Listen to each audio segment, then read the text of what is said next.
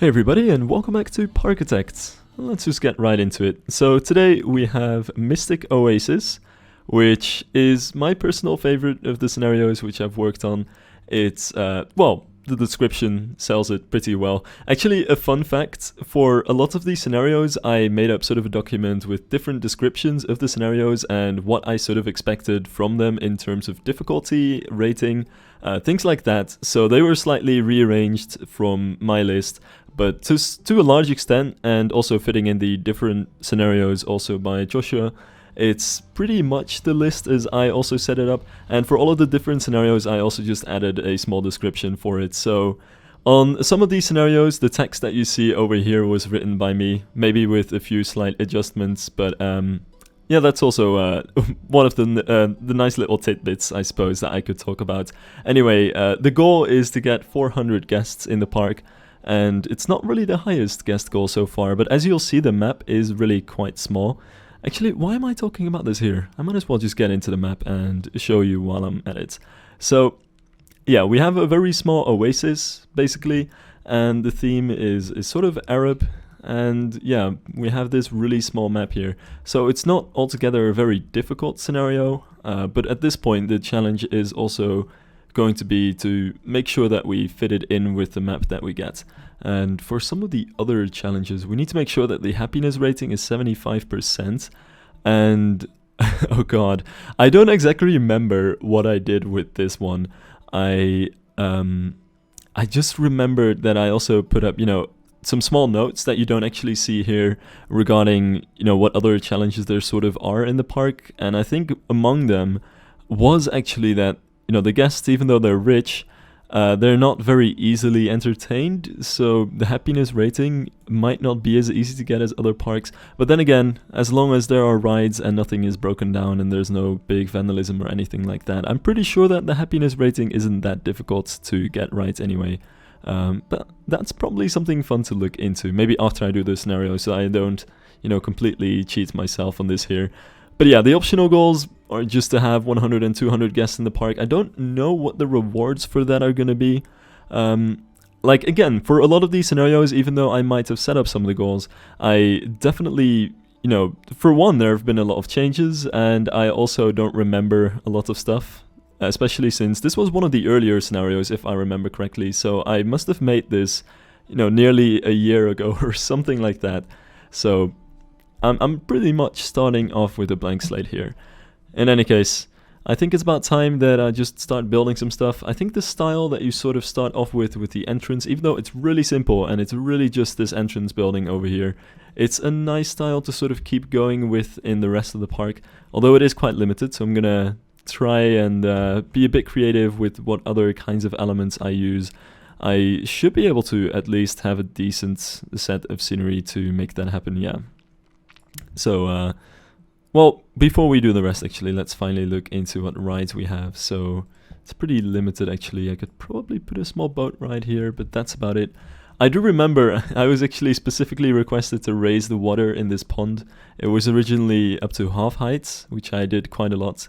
But in order to actually build water rides onto the water, you need to have a full height, and the half height one doesn't allow any water rides. So that's something to also keep in mind. But the rides are pretty simple. We've got the magic carpet, of course. I mean, that just fits in perfectly. But aside from that, I think I'll do a little bit of research in some kind of flat rides. But really just get started from here on out. And if I also remember correctly, yeah, thrill rides is probably the best idea. If I also remember correctly, we eventually get, yeah, we already start off with the vertical drop coaster, actually. So we already start off with what's probably my favorite coaster type in the game, so I definitely want to try and focus on this and get a cool layout for the vertical drop coaster in. So yeah, without further ado, let's finally get started. Alright, now that was a pretty long intro, so I'm going to make this quite a long time lapse as well, until I get a good grasp of what the park is going to look like. And by the end of this, we'll have quite a bit of scenery and a lot of stuff to talk about. To be completely honest, actually, I ended up detailing this way more than I was expecting to. And, even though I am doing these episodes, bit by bit. So I'm recording a time lapse and then I'm commentating over it. Then I'm getting back to real time, etc. So I have no idea what the end of this episode is going to be like. I think this is going to be a really long one again. And I know I keep telling you that I'm going to try to keep these things short, but it doesn't happen. I couldn't stop myself from detailing this park even more than I detailed Western Roundup and Coral Caldera. And why it's nice to have that sort of progression over time in what the parks look like.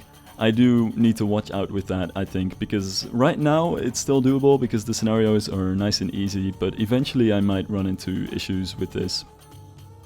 For now though, the reason that I can't stop myself from detailing these things way too much and why these episodes are becoming really long and also pretty frequent in terms of my upload rate, it's simply just because I've been enjoying this game way too much. I just love playing it, so yeah, that's that. But yeah, this maybe I should talk about what I'm building, actually. That might be a pretty good idea. So, obviously, I do want to stick to the theme of the entrance building, and, we're in the desert, we've got some kind of Arabian or Islamic kind of theme here, so that's mostly what I'm going to try to follow. So I wanted to build a main street in the style of a bazaar, so some kind of marketplace or a street with lots of commercial activity, which is a nice way to give it a bit more flair and a bit more detail than you otherwise would. Because realistically, building a sort of Arabian desert village, it would end up looking pretty boring, I guess. It would just be a lot of sandstone and simple square closed buildings, just because that's sort of what works for that natural environment in real life. But for a theme park, we need to switch things up a little bit and really just sell a very commodified idea of Arabian architecture and something that's a bit more flashy and interesting. So I'm still going with all the simple sandstone buildings as you would expect in this kind of setting, but with a lot more color on the details, and because of that I'm putting all of these awnings and different doors and in a little bit as well some planters and stuff like that in here, just to make sure that we can get some color and some interesting aspects of this as well, so that it's not all boring. And I have to say over here as well, a lot of inspiration here came from the Arabian coast area of Tokyo Disney Sea, which is honestly absolutely one of my favorite themed areas of any theme park in the world, and honestly it's already my favorite theme park in the world. So yeah, that's just one of my favorite places. I've only been there twice, but every time I've been there it's just been, I'm just shocked whenever I enter that area just at how well themed and well laid out it is. It isn't even that big. But there are just so many little nooks and crannies and small streets to explore, and at the same time you've got these large palaces and domes and minarets sort of towering over everything, and then it's all just connected by this beautiful palm tree heavy lush foliage that you have throughout the entire area. It's just absolutely beautiful, so a huge inspiration here. And to be completely honest, it's also what inspired me to actually go a bit more boldly with the colors, because before I was looking into that as a sort of inspiration and still thinking of maybe trying to go for a more realistic route, I was planning to make everything a bit more beige and colorless, and in hindsight having all of these green and red and orange and bright blue details everywhere, it really helps to make it look a little bit more interesting. So yeah, it might not be the most realistic thing, because in the end it is sort of a theme park version of Arabian architecture, but I hope you can understand that, to some extent I do want to also emulate how theme parks look in general. And while it's easy to sort of get lost in any kind of particular architectural style, in the end theme parks aren't, really architecture in the classic sense of architecture. It's almost more like design, really, than architecture, just trying to sell a certain look rather than trying to design buildings. And in fact, if you look at it, a lot of buildings in theme parks aren't actually buildings, but just facades. But yeah, that's a bit of a tangent for another day, perhaps. For this main street, I was basically planning to make it all simple buildings, but with one little thing at the end, just to, look at something while you're walking at the main street, have something cool in the background. You could call it a weenie, if you will. Something like the Disney castle, but a little bit smaller and it's a bit more subtle, you know, because we're not building Disney here. So basically it's a sort of temple-ish inspired, well, I should say a mosque probably, but it's I don't actually have the cultural knowledge to know exactly what it'd be like. But yeah, this building over here with a dome and a spire, that's pretty cool and pretty colorful and a pretty big draw, I think, for the main street as well. And it also doubles as the entrance of the Teacups ride, which is quite handy, because if there's one thing that I've learned from Tokyo Disney Sea, it is that dressing up the entrances of rides or something, you know, else that's interesting as these really grandiose palace-like structures works really well to actually divert people into those places. So if I remember the theater, for instance, that you have there, which has an amazing show, which is in Japanese. I barely could understand anything, but it's still really funny and amazing. But yeah, the theater over there is just this big palace with this inner courtyard as well, and it just draws you toward it just to know what it is, even if you don't know that that particular ride is there. Having your rides dressed up as something like that just works because it draws people to that area, and then once you're there, you know, you can always find out what it is. It works well on a map as well, I guess, because you can very well represent the structure on a map and make that very recognizable as well. But yeah, overall it just works out really well, so that's why I'm putting this over the teacups. And then the choice for the teacups specifically, you know, maybe it's not the most Arabian theme, I don't know. I feel like to some extent a lot of different cultures in the world have claimed tea, but in any case, it's just a ride that I think works out really well because it's a ride that I want to be covered anyway. A lot of them are covered. And if you're using a covered ride, might as well turn it into something that works as a building for the main street as well. Now my next sort of little urban design issue here was that the main street was almost looking like a sort of enclave on its own. So I built that little, you know, protruding area with the umbrellas and the benches just to have a bit more of a connection with the rest of the park, you know, sort of transition from the main street into the rest of the park. And I think it helps a little bit with that. I'm definitely going to dress it up more in the future, put some bushes and stuff over there, some kind of detail. But for now, I wanted to move on, and I'm actually not moving on in the direction of the Oasis itself. I want to try and keep the Oasis clear, actually.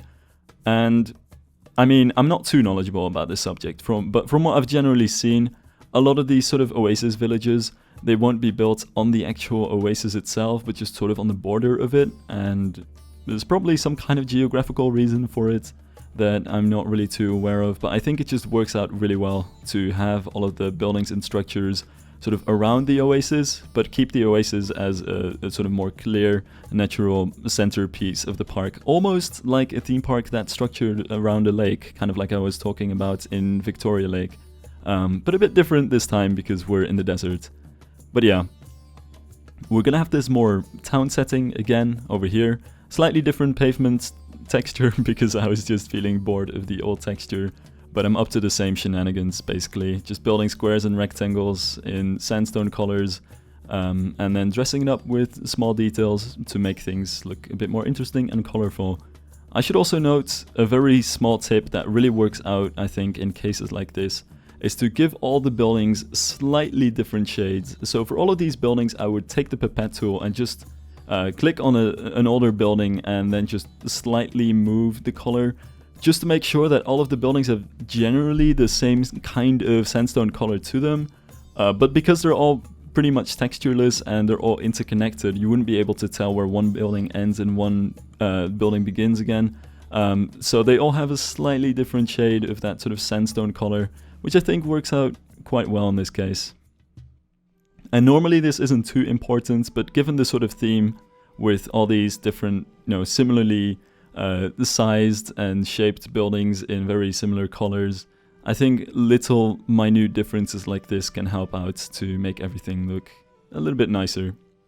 Now over here, I should probably address the fact that I'm building a roller coaster all of a sudden. Over here, I decided to build the vertical drop coaster, and I know I called it the vertical drop coaster because it's called that in-game, but really in real life this is the Gerstlauer Eurofighter, which is not the favorite roller coaster of many roller coaster enthusiasts, but honestly, I have to say it's one of my favorite coasters. Even though they're not the most comfortable thing, they just managed to do so much with an insanely compact layout. And this one, I think, is no different. You move into that loop in the beginning, then into a quick helix, and a little bit of airtime, actually, into an immelman over there, and then finally twisting back and forth to go into a barrel roll at the end. And what I think works out about this layout is that it's a pretty common sort of flow of elements for a Eurofighter. They almost always start out with a vertical loop after the drop, and then some kind of turnaround elements, and then at the end they always have these sort of helix sections with barrel rolls. But in this case the layout is a little bit more spread out than most Eurofighters, because I wanted to make sure that it sort of had this skyline feature that's built around the lake, and then the rest of the park will be built sort of at the foot of the layout of the coaster. It's also totally not efficient, and I hope that this thing is actually going to make me enough money, because there are no mid-course brake runs in the middle of the layout. And even though the coaster is quite short, as these things very typically are as well, having a mid-course brake run in the middle of the layout would have really helped out on efficiency reasons. But to be completely honest, I skimped out on it just because I thought it looked better with this layout. So yeah, I hope that is not going to fire back at me, because I would really like to keep this park and I would really like to not go bankrupt. But I think it'll be alright. Now over here, I'm just building another bazaar again. Slight minute differences on the texture of the paths as well, just because that just looks so nice. And this almost kind of gallery-ish look at the side here. This is very heavily inspired also by Tokyo Disney Sea. What else? Creating these sort of inner courtyards with these symmetrical gardens. In this case, it's not much of a symmetrical garden, it's just 2 grid spaces, but you know, it's something at least. It's also not entirely symmetrical, but you get the idea. And putting a helter-skelter over here, actually. I know it's not called that in game, but I mean, this is just what these things are called for me in my head, anyway. I just think it works out quite nicely to have that here, because it's sitting sort of on that corner between the 2 parts of the Oasis, sort of overlooking it, almost like a lighthouse-ish. And yeah, I wanted to put the flat right, just like the buildings, mostly up from the Oasis itself, and keeping all of that lush green foliage and the little ponds more or less intact. So we've got that, pretty simple. And after that, I wanted to move into finishing the square. And finally, of course, with finishing the square comes working on the station of the coaster, which is going to be a bit of a challenge, actually. It's it's heavily inspired by Tokyo Disney Sea's Arabian coast themed area. You might have heard of it. Somebody might have talked about it at some point in the past. It's a pretty nice area, I think. But yeah, it has these big palaces that, you know, serve as the entrances and exits to some of the rides. And in this case, you know, this is the star attraction of the park. This is going to be it. There's not going to be anything that's better than this. If this is all you came for this video, you might as well click this video away, because it's not going to get better from here. We're just going to have this this coaster and dress it up as nicely as possible with a slightly bombastic sort of palace look to it. So, of course, building a tower here on the side. And I wanted to, you know, have some slight detail on it. You know, this is the starship ride of the park, so this is also going to be the most important building. So it's going to have a big tower and lots of arches, and also these basic shapes as cornerstones. And honestly, the shapes work out really well for really anything that you'd want to try and build with them. So I can definitely recommend just making these shapes really small and see how you can make certain details on buildings with them, because it's really quite handy. And then for some of the other pieces, I'm also just repurposing pieces from other sets. So the arches are actually castle arches, but I think that combined with the pillars, especially sort of the one surrounding the square that we have in front of this building, it almost looks like the Arabian sort of onion-shaped arch. Not quite, but I mean, it's close enough. There's no Arabian theme in the game, but I still think you can get pretty close to it with all of the different pieces that we have. So yeah, that works out quite alright. And then finally the dome on the station building, just to top that off. And yeah, I think it's a pretty good build so far. Now I want to get back into a real-time section just to see how this actually works. So let's see if we can actually make this park profitable. Well, as it turns out, the park runs a lot better than I expected, so I'm making $800 profit a month. I can actually unfreeze this. I did have a bit of an unlucky thing with the research. So as far as I understand, the stuff that you get in the research is sort of randomized, so you never know what you're going to get out of your research. And in my case, my research team decided to start researching the jumper ride, which is actually the ride that I got for my challenge goal of having 100 guests in the park. So that's a bit of a shame, but it's not too much of a problem. I mean, I still have a bunch of other rides that I can place. But yeah, I've got the jumper now as well. Definitely want to place the wipeout somewhere, and of course I can't miss out on the magic carpet. But basically the reason that the park has been doing so well is pretty much the coaster. Of course it's not the typical flat rides. It doesn't even have a terrible throughput, which I feel like is sort of typical for these Eurofighters in general. You tend to think that they're really bad when it comes to throughput, but I mean it is 4 people per row, and they do have that vertical lift hill, so they don't have to stall too much on the lift hill, which is nice. And this one specifically, yeah, it's making about $900 of profits a month, so that's really good actually, and that's where a lot of my money is coming from right now. The stats are actually quite good as well. It's not something that I typically tend to look at too much, but obviously since I'm playing scenario right now, I do want to focus on making good stats. But it's got an extreme excitement up to only a medium intensity and a low nausea rating, so that's super good actually. I haven't come up with a name yet, and I still need to finish this because I do want to put more scenery over here, and definitely want to fill up the queue. All of those poor guests are currently waiting in the heat of the sun, of the desert sun, so that's a bit painful, I suppose. But altogether, not doing too shabby indeed. And there are some things that I gathered from the comments as well that I should do better. One of them is that I forgot to put trash chutes into my older parks. So normally your employees are gonna have to put the trash somewhere, and you can also hook those up to the pipe system which brings the deliveries to shops, and I forgot to do that for my other scenarios. So that's something that I'm gonna have to keep in mind for this one if it grows a little bit more. But right now I think I am fine with the employees and the employee paths that I have right now.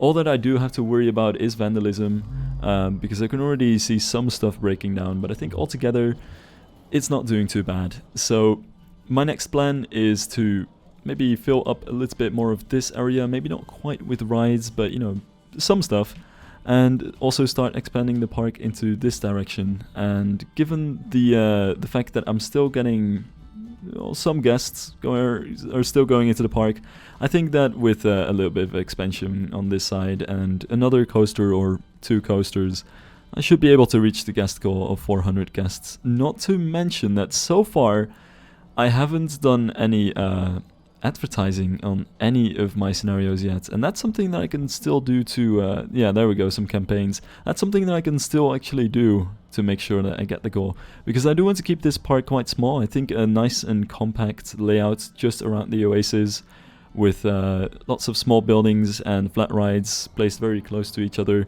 I think that just works out really well for this park. So even though the map is really small, I don't think I'm going to even use all of it. Although for the coaster I was glad to have a bit of space over here because it just barely fits into the size that we've got. But yeah, let's get started again and start building some stuff. Alright, now first and foremost I want to dress up the area around the Eurofighter a little bit, because this whole, you know, purely desert theme, this is just not gonna do. And for now I decided to put this little area next to the swinging ship because there wasn't quite enough space to put a ride there. And it always helps to just put these little areas around the park where you just get some benches or a little place to relax, something for either introverted people like me who just want to sit somewhere and watch stuff go, or, you know, maybe your grandma is coming along with the family and she wants to wait when everybody's in the swinging ship. Either way, these little areas with, some seats, especially around coasters and flat rides where you can start watching stuff, is always pretty nice, so I decided to build that there. And then the Eurofighter itself definitely needs a lot of scenery. I also wanted to focus on trying to make all the queues as covered as I can, because the climate is really hot. You can see it's sunny and it's 39 degrees Celsius right now, which for the Americans out there, that's just really hot. I don't know the exact conversion, but that is definitely desert temperatures. And then for the lift hill, I did want to make this look a little bit more like an actual Eurofighter. So in real life, these things always get these, these big support structures like this. A little bit more narrow, but given the grid spaces of Parkitect, it's a tiny bit off, but it's still pretty good to go. At least it helps to sort of put these supports there quickly, just to make it look a little bit more like an actual Eurofighter. And then for the loop as well, I wanted to add some extra supports to that. I eventually ended up going with the castle pillars, because they're completely round and they have almost the exact same shape and size as the actual coaster supports. So that's pretty handy. And as a little off-topic note, and this is something that I haven't talked about very much, but I sometimes see it popping up in comments, so I think it's a good idea to address it at least quickly. I am playing the game completely without mods, just because I want to play the scenarios vanilla. On the one hand, mods can kind of, help out, give you some other scenery pieces and stuff that you otherwise wouldn't have. But I also just want to show off the game on its own merit. I might get into modded later if I ever get into a sandbox park or something like that, but for now, I'm keeping everything vanilla. So, yeah, that's something to keep in mind. Now, over here, and this is something that I wasn't originally planning to do, but then I let the research go a little bit more, and I ended up getting the water coaster, so I thought it would be really cool to just build one. Partly also because I've been getting some comments that, why haven't I built any water rides yet? It's a pretty cool category with all the log flumes and all of that stuff, and I'm sort of missing out on that action so far. So I wanted to try something like that, and also, I wasn't planning to do anything with the Oasis in the middle of the park, but looking at the layout, I figured that it actually perfectly fits the layout of one of these rides, where you get this little airtime hill before you drop into the splashdown, and it just about fits over the path as well, so you get some really cool path interaction. You get these sections where you can watch the ride go, you get one section where you just sort of walk underneath it, and then next to the swinging ship we've got the splashdown, which is not the best thing ever. It's definitely something that you want to try and get like some actual path next to, but still, I think the layout works out really well for the park. And it definitely gives it something of a sort of centerpiece and, the flagship attraction ride. Partly also because guests will be more likely to ride these kinds of rides in warm climates. And given the temperature of this park, I think it's a pretty good idea to at least give the guests some kind of way to cool down. So here's this ride. And aside from that, I'm not really straying from what I was planning to do earlier, so there aren't going to be any other rides or buildings over the lake. It's just going to be restricted to this, and then the station itself is just kind of off the lake as well. It's just the ride that goes through it, and it also has a bit of an interesting pre-lift section as well, which I think you can find on a lot of these rides in real life as well. It's always nice to have sort of a small calm floating part at the beginning of the ride before the lift hill, where you just go through some scenery and build up the anticipation for the drop as well. And I don't have too much experience on these kinds of rides, but I do always like them. I think they're not as fun as log flumes. I don't know what it is. I think it's like, for me, the smaller carriages of log flumes just make them slightly more fun because it's just you and your friends instead of 30 strangers sitting on a boat. But still, these things are really cool, and you get some slight airtime on those hills as well, so that's always a good thing. And for the station, I decided to be a tiny bit more adventurous than I have been so far. So obviously I've got the whole thing with the arches and the dome in the middle going, but I also wanted to try and build some minarets on the side to really properly make this look quite like an Arabic palace. And I was struggling for quite a bit on how I would build these, which is why I haven't built any of these round minarets so far. But I think it works out pretty well with the basic shapes, just kind of stacking some of those cone shapes just to make them look a little bit more steep. and using some other basic shapes just to form that sort of midsection. I don't actually know the specific terminology on these things, but this is more or less how they look, and I think it's a pretty decent approximation of them. Definitely also the fanciest building of the park so far, along with the Eurofighter Station, I suppose, which I think it fits because they are really the main two attractions of the park. And just to round up this section, just to fill in a little bit of space here and make this sort of like the thrilling corner of the park, if you will, I decided to build a drop tower here. But there isn't really going to be anything else. This is just a great way to fill that space, since I believe that out of all the rides in the game, the drop tower has the smallest footprint. It's just 3x3, which is very tiny. So it's always one of these rides that you can sort of fit into little spaces that you have left over in your park. So for that reason, I think it's also good to sort of conserve it until you run into one of these spaces where you can't really figure out what to do with it, but you do want to place some kind of ride there. Now over here, I wanted to place the sort of final part of the town setting. You know, I do want to make this map really heavy on the buildings. I think this is definitely the park so far that has had the most buildings. And over here, I just wanted to round it up by going for more of a sort of palace garden style. So all of the buildings have a bit more of that arch action going on and are a bit fancier and more detailed than all of the buildings so far. And even though I'm honestly not an expert on Arabian architecture whatsoever, I still think it works out quite alright. Normally when I do these kinds of Let's Plays in Planet Coaster and stuff like that, I tend to really plan all of my stuff ahead and focus on the scenery as much as possible.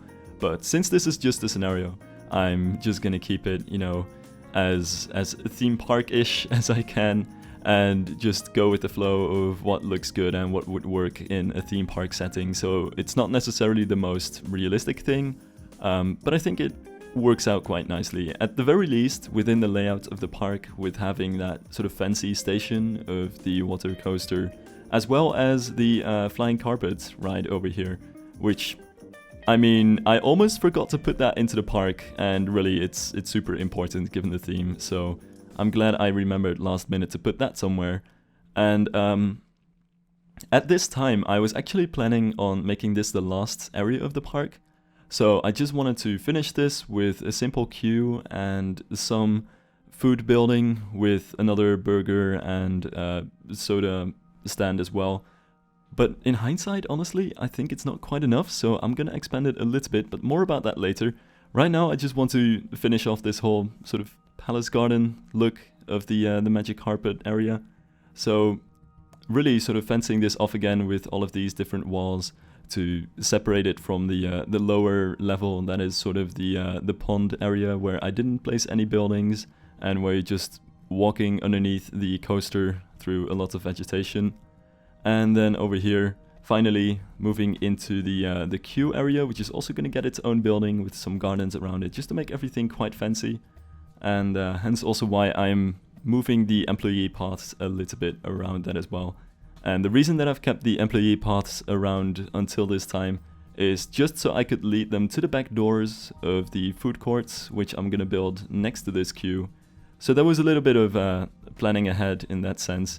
And to again provide a bit of a connection as well for the employee paths, because sometimes it's just a good thing to have to provide some shortcuts from one part of the park to another. So in this case, it's a slightly shorter route for staff to go from this part of the park to the entrance, where guests would normally have to start walking down to the small lake and walking up again to get into this part again.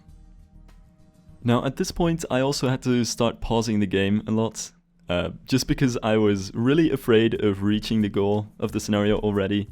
And I mean, that's not necessarily a problem. I just wanted to try to not reach it until I was finished building the park. So that's going to be a bit of a challenge actually later on, as you'll see.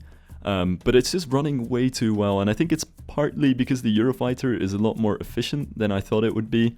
I really thought it would have a terrible throughput, but it's making so much money that I'm actually getting quite a bit of profit and lots of guests in the park already.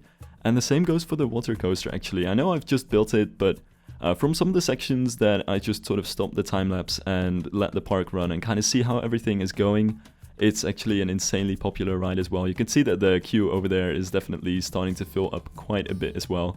And overall, it's just doing really well, which I guess is pretty realistic, considering that the game did tell me that, you know, rides like these will be super popular in a warm climate, especially when it's as sunny as it is over here. So I think that works out quite alright. That said, by the way, I did have some rain, and I don't know if you can see it during parts of the time-lapse. I think there was 1 or 2 occasions where it actually happened during the time-lapse as well. But there's definitely some rain as well. But that said, it's not really something that I'm worrying about too much, honestly. But it also helps that a lot of stuff is actually covered anyway, so even in the rain, this shouldn't be too much of a problem for the park. Now, this final building of this whole sort of fancier part of the town was inspired by a building that I saw and completely lost because I closed my tabs. Basically, I often have some tabs open with inspiration from theme parks and towns around the world. But this was basically inspired by an actual marketplace building somewhere. And I think it works out quite well, even if it looks sort of Roman in what the layout looks like and a lot of the typically Arabian details are lacking. It's something that works out really well for this part of the park, I think, and sets the theme for this area quite nicely. Now, finally, I wanted to move on, but before I do that, let's give a quick gander at the park again and then see how it's doing before I finish it up.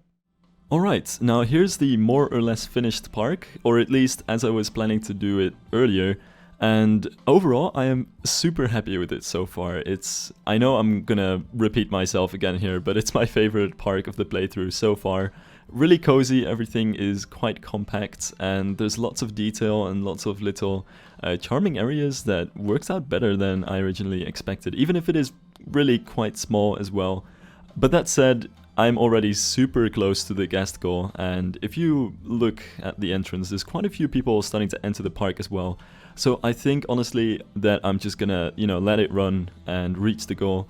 Try to get some more money to build something else, because really, even though the park feels more or less finished enough, I can't help but feel like I want to build something else over here. It still feels a little bit too empty. Like, I feel like the park would work a tiny bit better if there was something over here as well. And if there's one ride that I think the park is still lacking, it's a junior coaster. I know it's the same one that I've been placing in so many different parks already, but it's just such an important part of a park.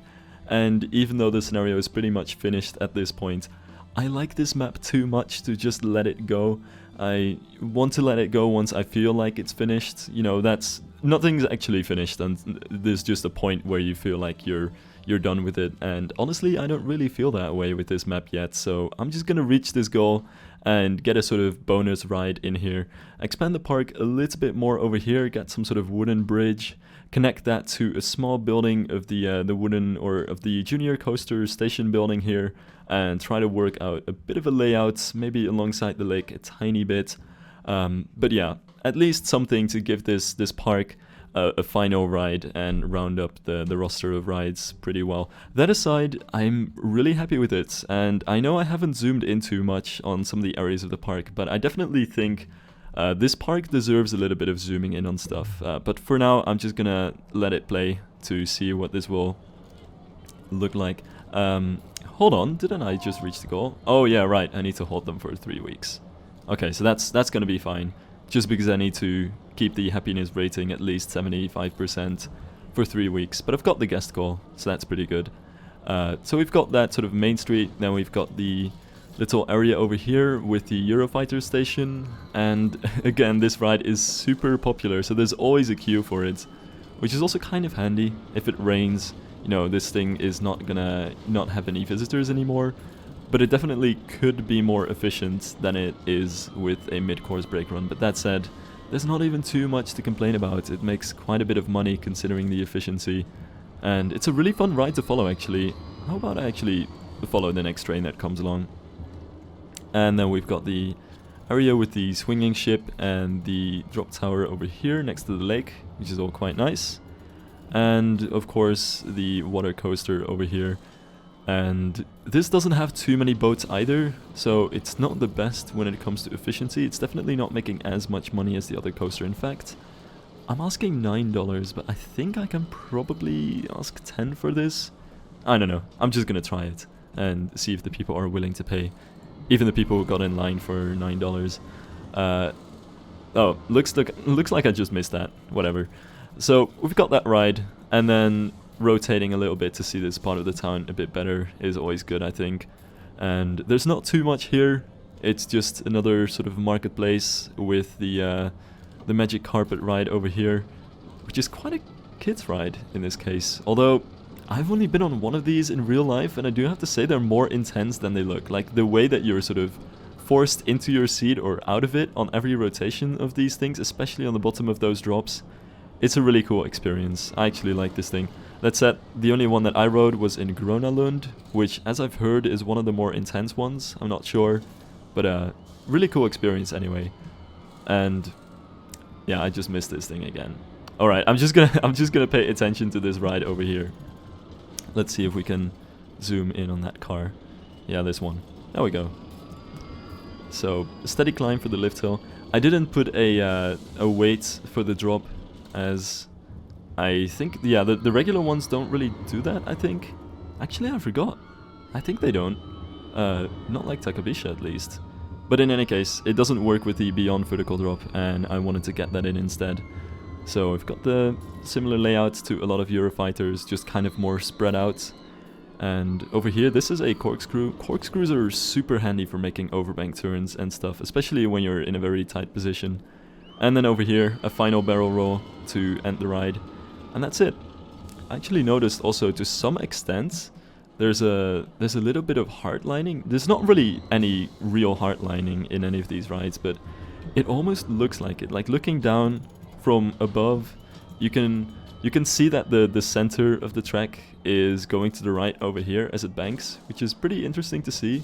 So it's not quite hard-lined, but it also doesn't flip over in a very uncomfortable way. So overall, maybe that's part of why the banking of the game feels decently smooth, considering that it's just a piece-by-piece builder, much like Rollercoaster Tycoon was.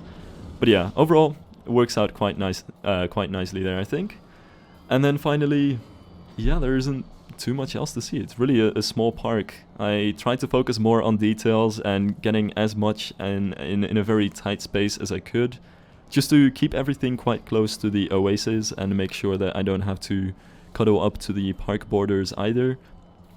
But I think it'll be nice to, you know, get started on that junior coaster as a final ride and round up the park properly. So let's get started. Alright, now this coaster here went through a couple of different draft versions before I ended up settling on the layout, which you can see right here. So even though it's gonna look as though I get everything right away and super smoothly and with complete ease, that's kind of not really true. I ended up struggling with quite a few different layouts just because I was really afraid. Given that this is the last part of the park, I always feel that pressure of trying to finish it in a way that I'm happy with.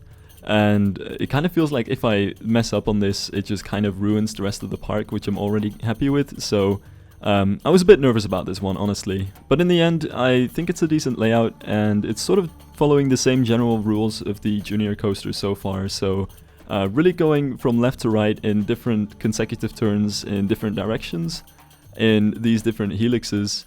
And it has also that sort of, you know, first part, second part kind of feel to the layout, where the first part is these helixes that twist in and out of each other, and the second just kind of flows down the hill and goes more in a sort of out and back fashion.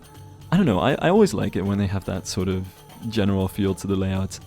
Especially since this is Parkitect, you know, what the coaster looks like from above is almost more important than what it looks like from the side as a layout. So that's definitely something that sort of makes my layouts different in this game than in, say, Planet Coaster, for instance. Now for the station, I basically did what I advise people to never do and just build a rectangle and try to dress it up as nicely as I could, which turned out to be a little bit difficult, especially given the theme, which is already quite minimalistic. But I think, considering the case, it's not too much of an issue, since this is just a station for a junior coaster, which tend to not be as well dressed up as other coasters in many parks, since it's just a really small ride for the families somewhere on the edge of the park, so really not all that important, so I think it's alright. I also wanted to add some of these catwalks on the side of the lift hill, and that turned out to be a bit of a struggle, because trying to get everything on the grid and trying to make sure that I actually had some fences on it was a bit difficult. So I ended up going for this technique where I'm trying to put the fences down on terrain and then remove the terrain again.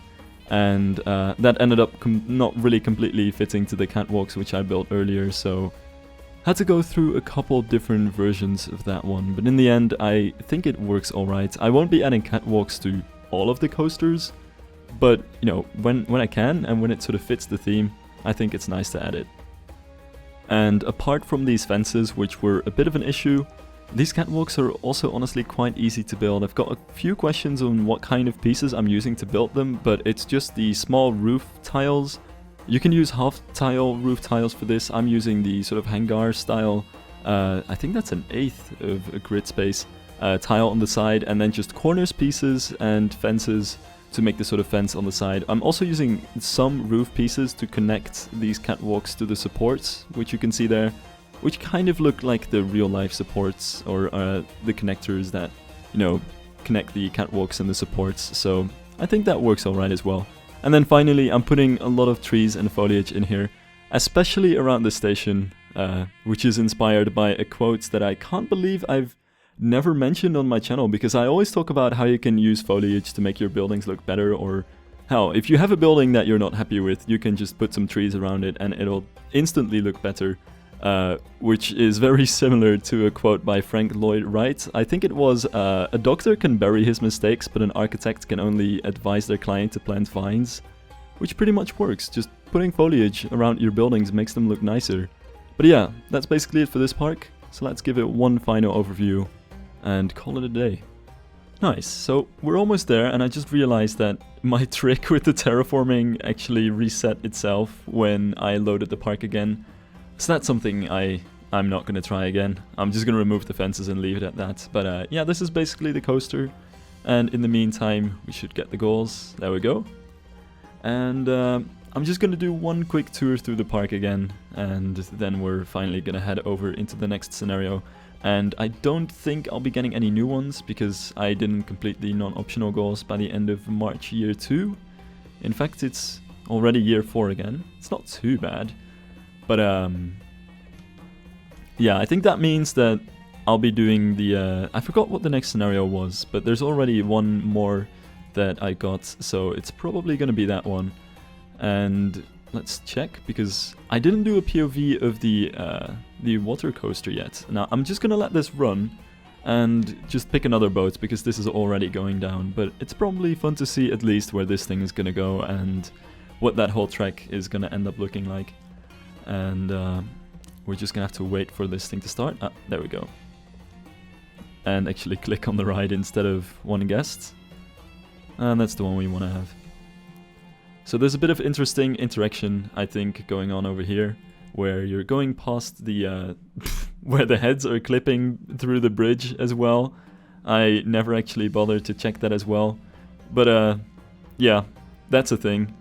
I've actually got a comment on the last video as well on why a lot of the vehicles for many of the rides and the coasters are quite large if you compare them to the real life counterparts, and it's really just because of the cartoony style of the game that the guests are so big that pretty much the vehicles have to fit their bodies. But in this case, I feel like raising the clearance on this coaster might be a good idea from 1 full grid space to 1.5 or something like that, because that bridge I was clipping a little bit too much. But yeah, it's basically a quick, simple ride like this. I do like it a lot, and actually it works really well. If I'm gonna be completely honest, I think this rendition of the ride works much better than the Planet Coaster one, because this one allows you to drop into the water at whatever kind of, you know, transition you want. So I made this one quite smooth, but you can also make it less or more smooth. And in Planet Coaster, you pretty much just are stuck with a single angle for the drop. So this one, honestly, I think works a little bit better. But I'm just gonna have to watch out with this actually, because I put this path down way too low. I thought it was okay, but apparently I really should have checked that. But yeah, that's honestly, I don't really mind either, because I didn't even notice it until I wrote the ride, so I don't think it's too much of an issue. I like the path. too much to actually remove this. But yeah, that's basically that. And then the rest of the park is all just stalls and stuff like this.